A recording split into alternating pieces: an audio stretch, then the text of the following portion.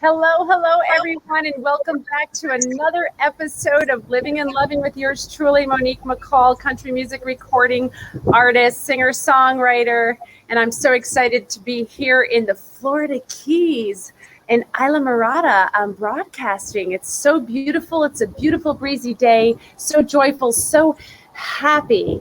And leading into that, we are so blessed to have a wonderful guest with us today. She owns the Joy School. She is a happiness life coach, best-selling author, selling over 8.5 million books, and she has been generating so much joy and happiness for all of her readers, including her two beautiful daughters. So please welcome here with me today, Lisa McCourt. Thank you so much for joining me, Lisa.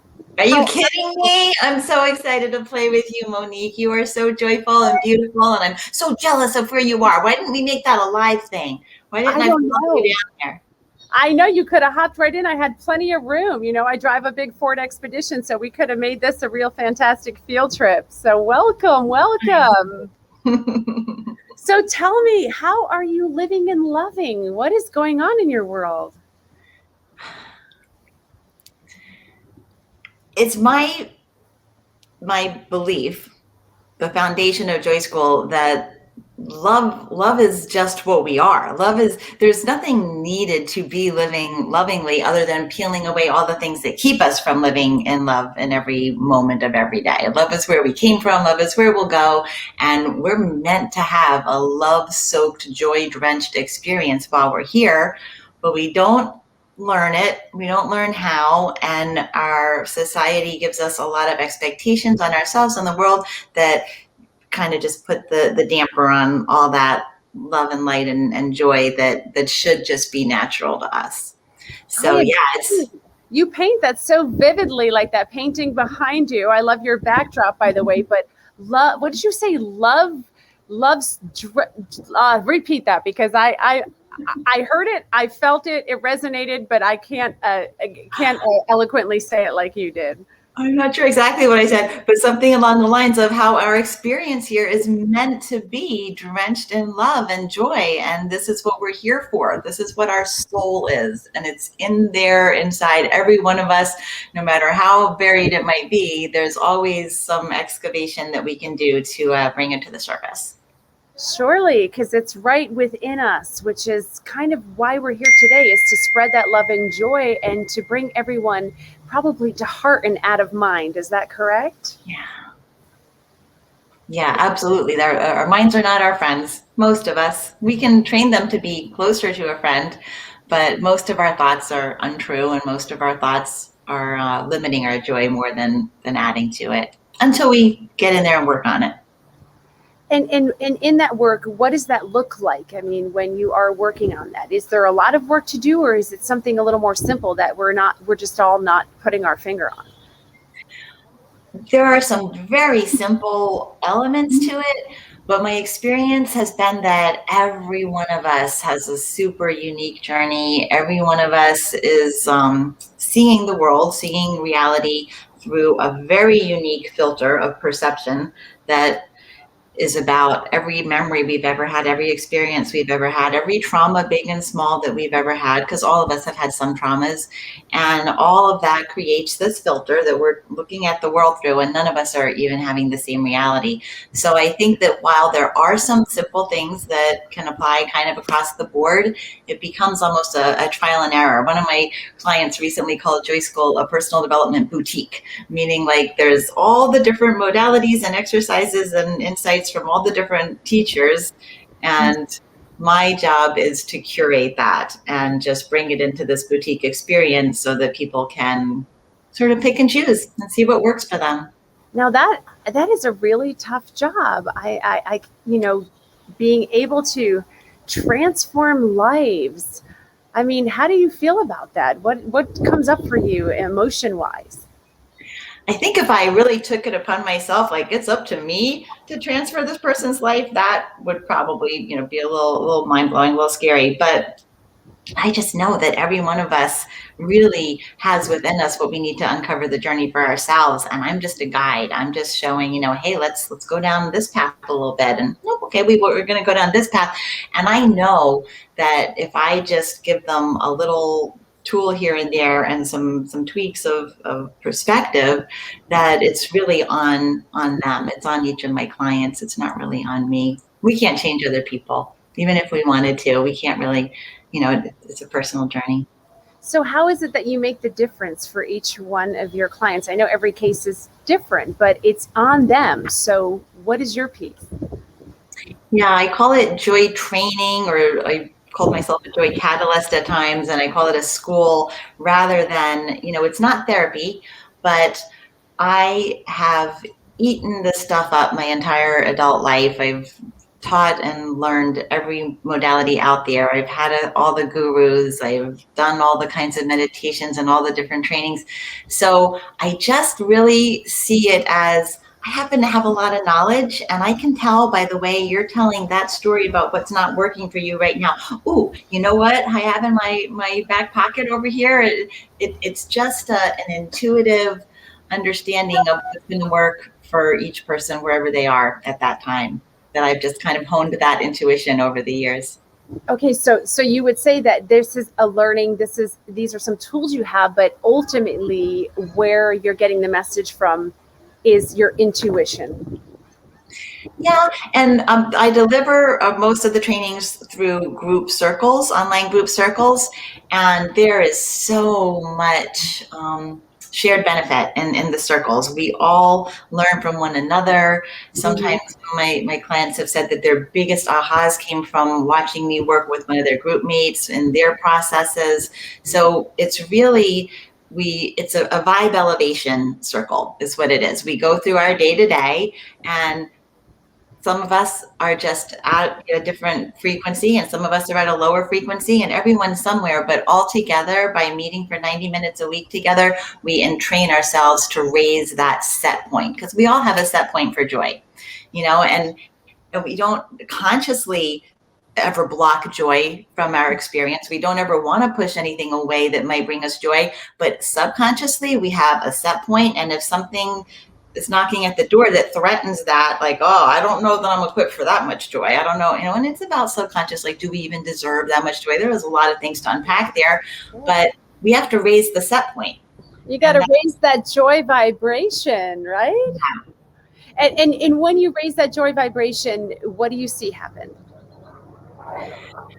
It's usually, it's like a feeling that was always there. It's like a rediscovery of what's really inside, because I teach from a lot of different masters, and one of the things that's a kind of a core staple at Joy School is Eckhart Tolle's description of the horizontal self versus the vertical self. We all have a vertical self, which is our soul, our eternal peace, and throughout our experience here, we're always cultivating and grooming this horizontal self. And this is our persona that we show the world. It's our name, it's our memories, our occupation, our political affiliation, all the things that we identify as part of that horizontal self.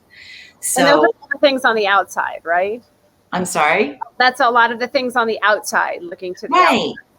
Right, exactly. Our external circumstances. Mm-hmm. And so as we start to get clear on which parts of us are vertical and which parts of us are here, and pick at them a little and do some rearranging, it allows the vertical self to just take front and center. We're more clear about what we want. So many of our desires, we think like, oh, I see that thing out there, I want that thing. And so many of our desires aren't really aligned with our soul self. We're taught to want certain things. Our society teaches, our parents, our families teach us. And a lot of our desires are compensating tendencies for places where we don't feel worthy in ourselves. So a lot of our desires are really about wanting to make ourselves look better to others. And we can get all those desires. We can manifest anything in Joy School. But until we really get in touch with our soul desires, manifesting these things that we think we want, it's not really going to bring us the joy that we expect it to. We're always, and it's always the next thing out there, right? You know, anybody who's ever gotten what they wanted, it makes you happy for 5 minutes, and then there's something else out there, and something else, and something else. So destinations So are would just. you say if you were to make your focal point on the vertical living, then the horizontal living would fall in line, but from a perspective and from a sentiment of joy? Absolutely, it falls in line. Yeah. I mean, spiritual traditions have told us this for centuries, and science has caught up. You know, I teach extensively from Joe Dispenza's work and Lynn McTaggart and Deepak Chopra and the field, and science has shown us that we're creating every bit of it with our vibration, with the energy that we put out in the world. That's what creates the world that we experience. So it's true. We think we have it backwards. I always say there are two parallel paths that we travel at Joy School. We travel the path of learning the art of true, authentic happiness, which is a skill in itself and is the real deal. And then we also get all those desires that we want in place, because we're here for desires. Desires and creating them is what moves life forward. It's what, you know, powers us. It's what human beings do during our time here. So nothing wrong with desires, but we've been trained to think having these things in place, these desires, is what's going to give us the joy. And it's actually the other way around. Having the joy, learning how to just be the joy, our soul selves, is what makes all of that just effortlessly, automatically fall right into place. I love that. And there's so much joy in that. And there's been so many readers who have had so much joy from your books. So tell me a little bit about your books. I know you've written over a dozen books, so I want to hear about some of your best-selling books. And then you also have a children's book that is called I Love You, Stinky Face. Do you have one sitting near you that we can hold up to the... I don't. I Oh, can run from okay. the room and get it, but I don't know if you want to wait that long. I Love You, Stinky Face, I wrote 2 decades ago, and it has been my best-selling book by far, you know, hands down. It's had a steady sequence of sequels, a steady rush of sequels since then. So there are, I don't know how many there are now, 10, 11, I think. But every few years, another one comes out. And it was written, I was always into personal development back then. And the things that I was teaching were all about adults having a natural, better sense of their self-worth and their self-love. And I realized that starts in childhood. It starts with our relationship with our parents. So it's a tool for parents to raise children that feel unconditionally loved and worthy. And it's a little bit, you know, tongue in cheek and sassy and funny. So the kids like it. And it's been my bestseller for many, many, many, many years. Wow. And so I have heard of that book. I feel like I may have read it somewhere sometime, but I did not realize. You're a baby. It might have been read to you. I don't know about that. I'm not that young. You're very kind. You seem very young to me. Most definitely to my daughters. I'm going to have to check my library at home and see if I have a copy of that. So that's your number one bestseller, but you have had many other books as well in, personal transformation. Tell me about a few of those. I guess the earliest ones were parenting books, along the lines of the Stinky Face formula, but from a parenting perspective, and those are long gone. And then I had started doing trainings around joy, and I developed a book around those that came out with Hay House in 2012 called Juicy Joy. And the joy trainings that I do now are still loosely built around those 7 steps, but I really never even push that book anymore because it's evolved so much since then that, you know how when we've done something and we look back on it, it's sort of cringy. Like, that was the best I had to offer in 2012. And it, a lot of people got a lot of value out of it, but I almost don't even want anybody to go read that now because I have so much more depth to offer around those steps, today than I did then. So I thought about updating that. And then I've done a lot of... kind of perfect, because for someone who's not quite where you are, that could be sort of the infancy stage, right? Sure. Yeah. And then they can move to the sequel, which is... Yeah, I don't know what the sequel will be. Haven't written a sequel to that one, but it might just need some updating. It really is updated just in the form of the circles that I do. So I don't know that it needs to be in a book. I used to think that writing was my superpower. Writing was always the thing that I've done well. Even back in my earliest days in school, I was not a great student at anything other than writing. So I think that I locked myself in for a long time that I'm an author because I thought that was all I could do. But my joy is really in teaching and being with people and being able to step out from behind my solo little spot at my computer these last few years. I don't have any desire to run back and write another book. So tell me about that aha moment. What changed that you came to this transformation for you? Yeah. So you're asking what made me decide to just teach instead of continuing Not to write? just teach, because it's not it's absolute brilliance, but what led you to teach and be in the know that that's where you needed to be instead of writing? Yeah. I'm afraid it's going to be a boring answer, but it's really just about the tools that I use.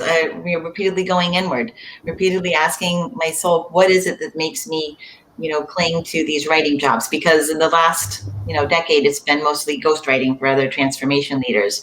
So I thought that was going to be ideal because truthfully, my Hay House experience, I thought, oh, great, I'm just going to put this great book out over here and I'm going to become a Hay House superstar. And it turns out there's a lot of like promotion and marketing work that is expected for that to happen. And I wasn't about to be traveling every weekend. I had younger kids then. I didn't want that, life. I didn't want to put dollars into promotion or anything.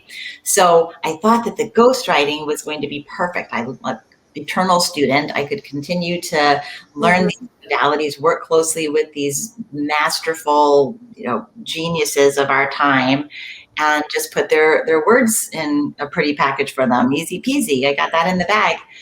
And it was after doing that for many years. It was actually kind of COVID because I had a business called the Love Shack. Yeah. I would have speakers, people that I had worked with in publishing and met through other avenues of teaching joy. Speakers come to my house. I could get like 30, 40 in my house or another venue if I had too many people. And there was like this event hosting forum. And then when COVID started, I couldn't do the events anymore. And I guess a lot of my old clients started having problems with COVID challenges, which is understandable. And I started coaching, privately again and realized how much I loved it. And it was a bad time to want to stop writing books because COVID would have been the perfect time to stay there and write books. But instead, I decided to just make my trainings online. And that was when we switched it to Joy School because it just fit better for an online situation. I still have high hopes to have some Joy School live events down in South Florida again this coming year when things are comfortable.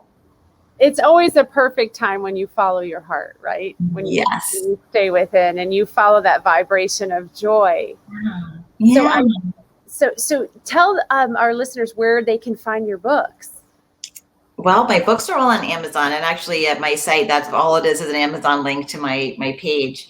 But my site is my name, lisamccourt.com, and that has all the joy trainings. That we have the free joy party, which I think we were talking about every first Monday of the month. So and you have one coming up on Monday, right?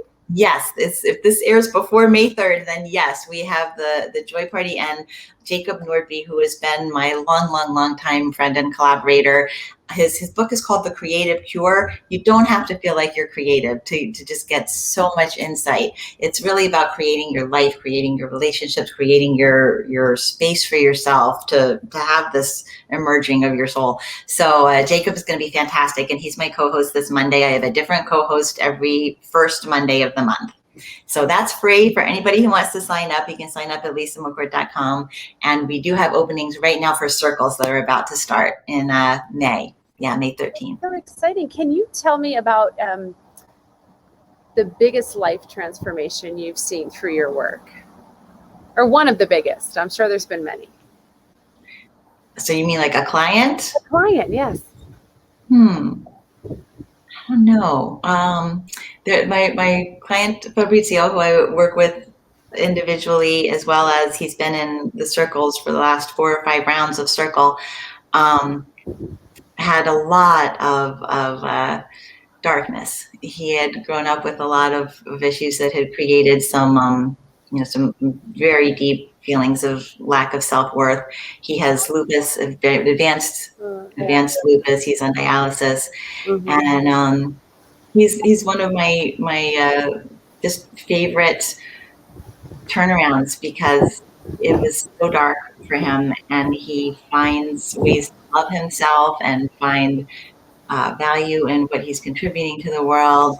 And he has the greatest laugh. He's just a sweetheart. Everybody in the circle groups just adores him. He's my age, and two of the women who are a little older than us, who have been in circle with him a few times, live like states away, but they've been talking about planning a vacation to each of them come together and meet, so that they can meet, Fabrizio in real life. So he's like our little guru in our circles that has just come so far. I love that. And so what I'm feeling and what I'm getting from that is that when you raise your vibration, you then can in turn raise the vibration of others. And I want to do that on a larger scale, and hence why I have a podcast called Living and Loving, because I think it's so important that we all stay in this dialogue and we all are able to tap into our souls and make that transformation. And so I did write a song recently called Living about COVID. So many people wrote, really negative songs about COVID, sad songs, but I find it to be a beautiful moment because it was a reminder of how all of us need to live. So the song is called Living, and I will be performing that for the first time May 6th at Ravish in Lantana. I'm excited to share that. And so when you said something about this situation and this transformation that you made with your client, and you said that he was in a really, really dark place. And so I think this song would just really resonate and vibrate with your soul, because one of the lines, the bridge of the song, is sometimes you find the light in the darkest places. So true. That's so true. Yeah. It's a contrast. We need the darkness for the light to be bright. I agree. And I felt a long way for me. I've had a really bumpy road, lots of hurdles, but there's always that light at the end of the tunnel. And I now look forward to what's on the horizon. So when I hit a bumpy patch, I'm like, yes, bring it on, because I'm ready for what's to come. Yes, that is the trick right there. Yes, and this is what I try to teach my children. I have two daughters, and I know you do as well. You are so blessed in so many ways. You have two beautiful daughters, and you shared such an amazing story with me. And I'd love for you to share that if you're open to doing that about your daughter. Absolutely. Yeah, absolutely. I have an 18-year-old daughter who is absolutely precious and perfect in every way, I've always known was my daughter. My 23-year-old child, I found out was a daughter only this past February plus. So about a year and a half ago, she came out as transgender. And that was very emotional for me, in the sense that we had always been very close. This is a sensitive child. I always felt that I knew everything about her, and for there to have been this secret for that long that she didn't want anyone in the world to know was Yeah. very difficult for me. We both had to do a lot of processing around that. She's doing fantastic. She's gorgeous. She's putting a lot of pieces into place that hadn't ever really fallen together previously, and no one really knew why. You know, I knew that she had been very feminine as a child, and I had wondered, will she be gay? She might be gay. And around puberty, we had that discussion about, how people are attracted to people, and whatever it is. And it wasn't really enough in my sphere of awareness to even ask a question along the lines of, do you think you might be transgender?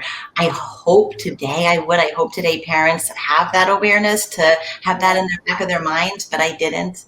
So, she just always, I was always fine with her being a feminine little, I thought, boy at the time. I never had any problem with gender issues. If she wanted to wear her hair longer or play with dolls or be attracted to pink things, that was all fine with me. And she's had quite a journey with it. It was a beautiful, it's been a very telling year for both of us, a lot of growth. And that is a beautiful journey for you as well, because in the work you do, you can really share that story and you can really help others be aware. So thank you for sharing that, because I feel like when we are aware that we are perfect just the way we are, and we just need to let everyone be who they are, that's where we're going to find happiness. That's where we're going to find joy. That's where we're going to find that peace, which you are helping so many not find because they already have it, but you're helping them to just clear the pathway. Would you say that's true? That is perfect description for it. Yes. Just kind of unlock it, access it, and clear away the things that are not allowing it to surface. Absolutely. So thank you so much for joining me today, Lisa. I feel so blessed that you've shared your joy with me. You've raised my vibration, my joy vibration, my happiness vibration, and being here in the Keys has also been a big part of that. So I don't think yours had too far to go. You are very kind. We all have, the opportunity to constantly each and every day self-reflect and raise our vibration. So thank you. But before I let you go, I have one question for you that I ask all of my listeners. It's a tough one to narrow down, but if you could choose one, can you tell me, because I'm a singer, I'm a songwriter, and I just feel like music is one of the big gifts of life. And I'd love to know which song speaks to your heart, which one song speaks to your heart and sums up the essence of your being. Oh. There was a Goo Goo Dolls song. It's called Iris. Do you know it? I don't know it. I don't know by title. I may know it if I hear it. It's very, to me, it's always been very emotional. The refrain is, I want you to know who I am. And I think that for so many of us, we don't know how painful it is carrying around this persona and really not having people know who we are deep inside. And that one I always thought was very, very beautiful. You'd think the title would be, I want you to know who I am, because that's what the chorus is like, but I have pretty sing some of it. What? Can you sing some of it for us? I just want you to know who I am. How pretty. I mean, it's got beautiful little, whatever those parts are called that aren't the chorus. The bridges or the verses? Verses. The bridge is nice too. I know what the bridge is. That's where it changes a little bit, right? See, I know a tiny bit about music. Leading to the chorus. That's right. My ringtone on my phone is shower the people you love with love, because what better reminder when your phone is ringing? Just gotta shower this person with love. So thank you so much, Lisa. So everyone get out, shower the people you love with love. And love you, honey. It's your joy vibration, because you know what? It's in that joy that you find peace, love, happiness. Stay within, stay out of mind, and get out and live in love. Lisa McCourt with the Joy School. Check her out at lisamccourt.com, and check my podcast out every Thursday at 4 p.m. Same place, same time. Everyone, I love you. Have a beautiful and blessed day. Lisa? Love you, beautiful. Mwah. So stay on, because I'd like to have a quick chat with you, and super big hugs. I'll see you in a minute.